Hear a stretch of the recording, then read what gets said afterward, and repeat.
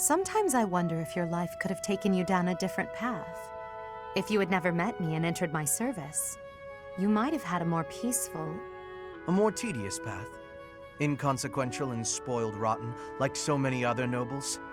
Never. My duty to you is no mere obligation. I chose this. I had thought that would be obvious to you. I understand you well, better than anyone. But when I see you at the monastery, studying with the others, it makes me wonder what kind of life you might have had without me. That's all. Such a life may have had its appeal. I thought I'd left my years of carefree innocence behind me. But I cannot deny that I find myself enjoying my time at the monastery. I feel the same way. That enjoyment, however, is only thanks to you. Standing by your side is all that truly matters to me. I see. Then I won't speak of such things again. If it's really what you want, I'll gladly keep you by my side. The path I must walk is soaked in blood. It's a path that can lead to madness, can snatch away one's future, and can even take one's life. And the pool of blood at my feet is growing larger. Those stains can never be washed clean. Please leave the violence to me. A leader must be seen as pure, above the fray. Allow me to paint the path that lies before you red with the blood of your enemies. I will do it gladly. We've come such a long way. After all, I was only 4 years old when we first met. From your perfect memory, Lady Edelgard, I expect nothing short of the utmost precision. Do go on. Please don't mock me with such frivolous praise. I can hardly recall that day. Forgive me. I suppose I must have been 6 at the time. I have no recollection of it. My earliest memory of you is of when you were injured. I recall being scolded most sternly by my father. "You are Lady Edelgard's servant," he said.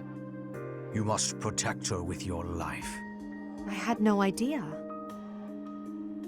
But House Vestra has served House Hresfeld for generations. Given that, I suppose I shouldn't be surprised. Indeed. After that, I made certain to accompany you wherever you went. That is, until the incident. Ah, when my uncle, Lord Arundel, defected to the kingdom and took me with him. The sensation of loss that overcame me on that day defies all description. It was as horrific as if I'd lost all my limbs. I left the city in a mad rush to rescue you. My father sent soldiers to capture me. I fought them off for 3 days, but they did finally manage it. Of course, I was only 10. I never would have reached Ferdiad. I've never heard that story before. So there are things you've never told me. It wasn't important. That's beside the point. I wish to know these things. If there's anything else you're keeping from me, please tell me at once. Respectfully, I decline. Why? It's a simple order. I really must know. Speaking of your orders, there was a task you gave me earlier which I have yet to carry out. Excuse me. Wait just a moment. I just hope he's not hiding anything too worrisome. And that concludes my report. Hubert, I can't shake the feeling that you're keeping more secrets from me. I have told you before. There are secrets even I am unwilling to share. I remember. However, I am the Emperor now. If the Minister of the Imperial Household does not obey his orders, I have the right to execute him. I fear you have misunderstood me, Your Majesty. It is true that I am officially your minister, but such titles are of little significance to me. I serve you purely out of personal devotion. Perhaps there was a time when I served the Imperial line due to my duty as a member of House Vestra.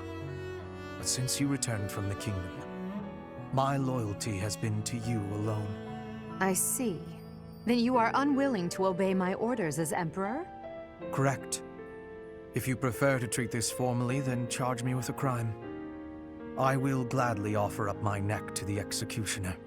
You know I would never do such a thing, and that I pay no heed to the title you bear. It is your own presence and capabilities that I value so highly, Hubert. Titles are meaningless next to such things. Our families have no bearing on this matter, nor does the Empire itself. In that case, Lady Edelgard, I ask you to turn a blind eye to my secrets. They are trifles, beneath your notice. Best I handle them alone. You should focus on the path ahead of you. The scarlet path I have carefully prepared. Whether that path is red with blood is not something you need trouble yourself over. As Emperor, I'm obliged to accept that answer.